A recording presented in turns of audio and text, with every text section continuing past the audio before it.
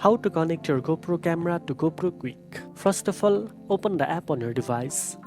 Next, make sure your GoPro camera is powered on and Bluetooth is enabled.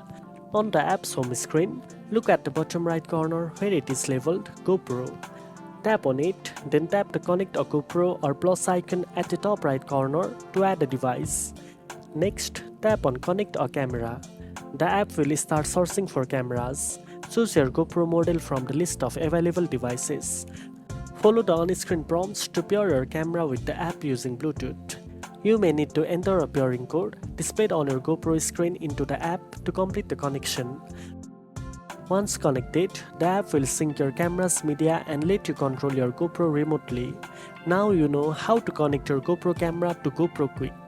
If you found this video helpful, don't forget to like, share and subscribe for more editing tips. Thanks for watching and I'll see you in the next one.